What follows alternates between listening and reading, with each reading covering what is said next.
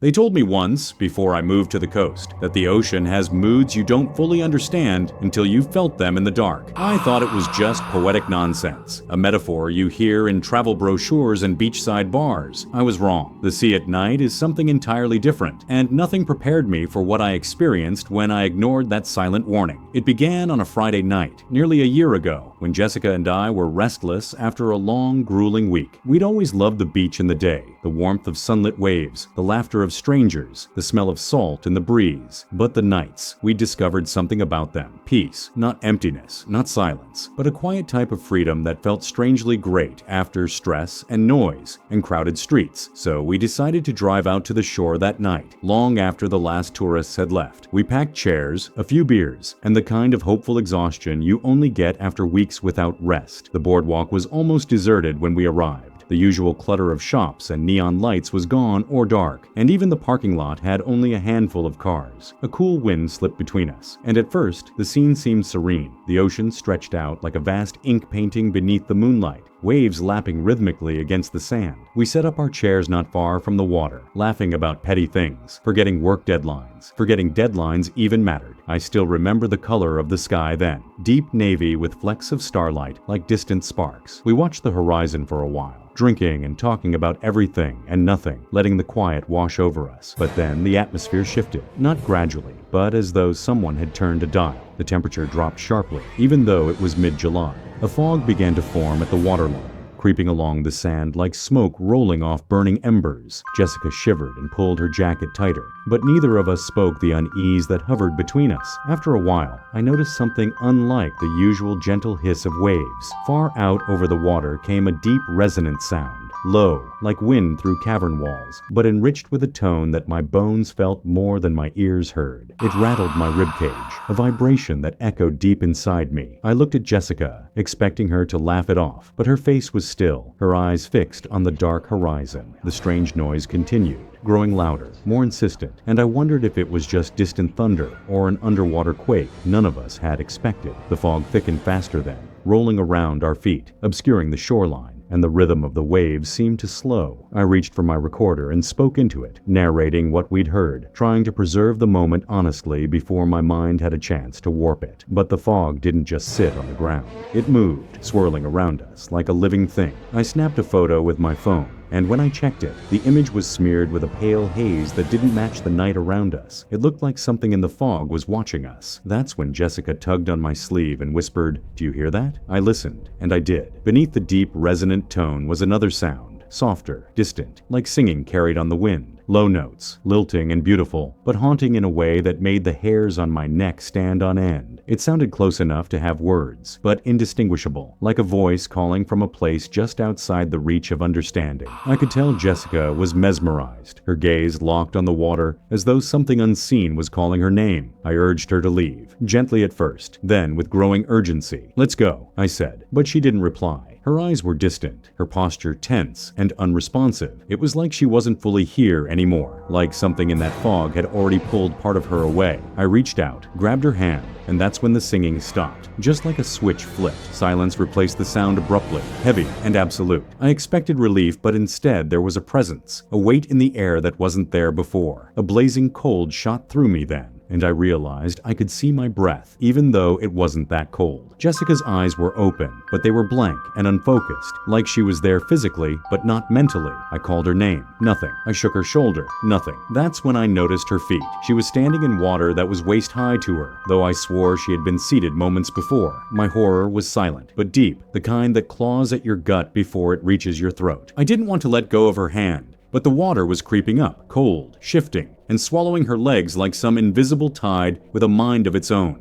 I told her we were leaving, that we needed to go now, but her head was tilted upward, mouth open slightly, like she was listening to something I couldn't hear. The waves broke around her, but they weren't normal waves anymore. There was no rhythm, no pattern, just piles of dark water piling upon dark water, as though the ocean itself was breathing in and out strangely. I reached for her again, screaming this time, and that's when she turned her head to me, not with fear, not with confusion, but with a look I can still see clearly, a smile. a slow, serene smile. Impossible in that situation, like she was greeting someone she knew. I was terrified to speak, but I managed to ask, "Jess, what's happening?" Her reply was not her voice. It was deeper, slower, uncanny. "She is flawless." A chill sank into me then, deeper than any cold, deeper than any rational thought should allow. The smile stayed on her face. The fog thickened to a gray so opaque it felt like a wall. Behind her, I thought I saw shapes materialize, tall, slender silhouettes emerging from the water, but only for a breath, gone when I blinked. I didn't know if I was hallucinating or if I had stepped into something my mind wasn't built to understand.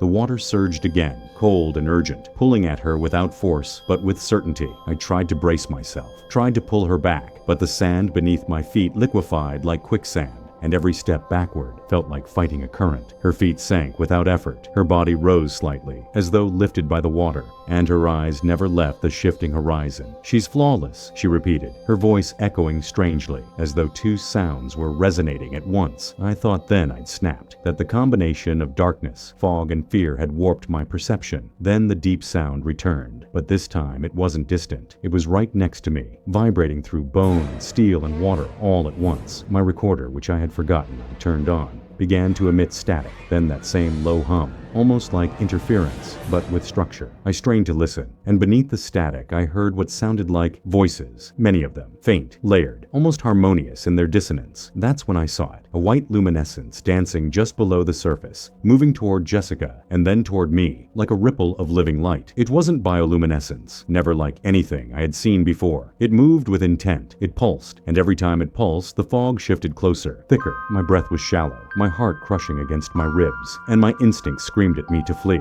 but I couldn't leave her. I shouted her name again as the water reached my knees. She still smiled, eyes haunting and empty of recognition. I reached for her shoulder, and the moment my fingers touched her wet shirt, the singing burst back. Not soft now, not distant. Layered voices with harmonics I never understood, filling my head. A dreadful melody that felt like roots growing into bone. I reeled backward violently, stumbling, but the water held me not by force, but by inevitability. My vision blurred then, the lights beneath the water swirling like stars collapsing. My recorder clattered in the sand, still capturing sound. And then the silhouettes were behind me, tall and slender, heads cocked like they were listening. No faces, just shadows, pale and shimmering at the edges. I expected them to rush me, to drag me under, but they didn't. They just watched, waiting. I lost track of time after that. Whether seconds or hours passed, I couldn't tell. I remember only the steady surge of the tide, the static-laden hum in my ears, the faint glow dancing, and Jessica's smile, serene, content, as if she had chosen this fate, and this fate had chosen her. I remember trying to crawl onto the dry sand again and again, only for the water to lap at my chest, relentless, a slow pull that never let up. At some point the fog lifted, not fully, but enough. I saw the boardwalk in the distance, silent, still unlit, as though abandoned. I swam toward it, inch by cold inch, the lights beneath the water fading, the voices in my head ebbing like a tide. When I reached solid ground, I collapsed onto the sand, shaking, soaked, and alone. The water receded quietly behind me, gentle once more, as though nothing had disturbed it at all. I made it back to the car on instinct, blinking away tears, my clothes weighing me down like wet chains. The recorder was still in my bag, its battery dead, but when I turned it on later and played it back, I heard the faintest echo beneath the static, a haunting harmony that rose and fell and whispered a single phrase in layered voices. "We are flawless." I left the coast that night. I never looked back, but sometimes at 3:14 in the morning, I hear that deep hum in my dreams, a song from the water, playing beneath the waves, calling out through the tide. Before we continue, if you're enjoying the story, don't forget to like, subscribe, and share it with your friends. And tell us in the comments, where are you watching from? I never expected a regular morning walk by the ocean to change the rest of my life. We headed to the beach that day mostly to relax. Just me, Aaron, and Luis. The three of us trying to escape weekly stress like we always did. The tide was low, the waves whispered, and the sun was just cresting the horizon when we first saw it. At first glance, it looked like a block of ice, slick and transparent, sitting half buried in damp sand near a cluster of rocks before the cliffs.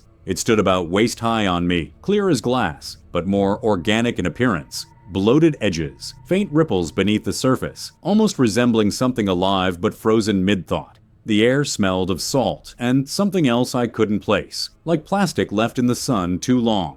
Aaron was the first to approach it, stepping around me with that careless bravado he always had. "What the hell is that?" he said, eyes fixed on the cube. I didn't have an answer. It didn't feel cold. If anything, it seemed to absorb warmth, like dark water in winter. As I got closer, I half expected it to dissolve or melt under the morning sun.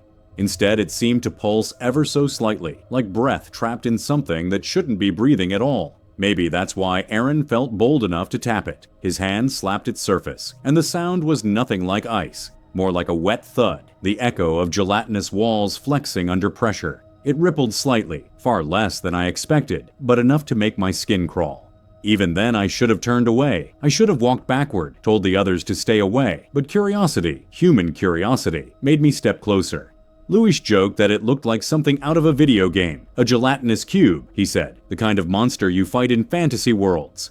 For a moment, that levity broke the tension, but it was a poor distraction. Aaron was less amused. "I'm gonna put my arm in it," he said, not thinking, just half joking. Nothing about his words made sense, until he did it. He reached out, braced himself, and shoved his forearm deep into that translucent shape. For a fraction of a second, it looked like he was just pushing into jelly. Then came the sound. Not liquid, but something sickening and visceral, a ripping that shouldn't have been possible. I shouted, a high-pitched squeal of disbelief, as I watched him wrench his arm free. What had been inside that cube clung to him in ways no gel should ever cling. His arm wasn't just trapped. The skin was stripped away from elbow to wrist. Layers of muscle and tissue peeled like cloth being torn. The term degloved popped into my head, something I remembered from a safety video long ago. I didn't want to know what it meant. I looked away, but the instinct to turn back was stronger than horror. I was there, and Aaron was bleeding in the sand. And I knew this wasn't something normal or explainable. Louis backed off as I scrambled toward Aaron, calling his name and trying to stem the terrible wound. He was alive. In some sense. Shock held him silent longer than the pain did. I kept pressure on the wound, heart thudding in my throat. Somewhere in the fog of panic and agony that followed, I remember seeing tiny fragments of clear gel stuck to the edges of the injury, almost as though whatever that cube was, it left part of itself behind on him. We got Aaron to the hospital, but things didn't go the way any of us hoped. I needed stitches on my forehead because in the chaos I'd fallen awkwardly, and the emergency responders assumed Aaron and I had fought. From their perspective, a drunk friend with a mangled arm and a terrified partner bleeding from a cut looked like an altercation gone wrong. No one believed there was an impossible translucent cube involved, especially not when there was no physical proof of its existence anymore. The tide had washed it away by the time we returned with police. The police bought the simple explanation, because the coast had already reported 6 missing persons in recent weeks, swimmers who never resurfaced, bikers who vanished near rock cliffs and were assumed to have been swept out to sea, hikers whose bodies washed up miles down the shore. None had reported any strange objects on the beach, no witnesses, just disappearances. That pattern made our story seem far less supernatural and far more tragic. But I couldn't let it end there. Something about that shapeless cube didn't fit the timeline of drownings and missing people. I began digging into regional reports, searching old newspapers, missing persons databases, and forums where people shared unexplained events. And that's when the pattern jumped out at me. Every time an odd beach phenomenon, a report of unexplained lights over the water, strange residue found on sand, unexplained disturbances after low tide, coincided with no concrete account of what had been seen, there was an uptick in disappearances within days. Town after town, down the coastline, north and south, Secaucus to Cape Cod, San Diego to Santa Barbara. Each community chalked it up to accidents, rip currents, misadventure, until nothing more was said. Hours turned into days as I mapped incidents and timeline coordinates. There were dozens, not random, but linear, as though something was moving along the coastline itself, appearing, vanishing, leaving behind absence and silent questioning where there once was life. Each cluster spiked with missing swimmers, walkers, surfers, even beachcombers who vanished without so much as footprints leading back inland. I cross-checked with emergency reports, missing people who disappeared near the shore with no evidence of drowning, no bodies, no trace. It was strange, unsettling, and there was only one tie between them: proximity to an unexplained shoreline encounter. Then I found similar accounts in other states. Not everyone described a gelatinous cube. Some told of odd debris that seemed engineered rather than natural. Some mentioned translucent shapes caught in photographers' zoomed frames, but only for split seconds. Others spoke of disorientation near certain tide pools, feelings of vertigo and dread that weren't explainable by currents or weather. The specifics varied, but the outcome was the same: Disappearance, confusion, unanswered questions. The morning tides kept shifting, washing new oddities ashore. Fragments of unknown polymers, shapes that could have been animal remains but didn't match any known species, and once, a mass that looked like gills stacked in a spiral formation. Scientists I contacted brushed it off as biological flotsam or marine wreckage, but I knew better. I remembered the way that transparent block responded to touch, how it seemed to absorb warmth rather than give it off, how it left something inside Aaron's flesh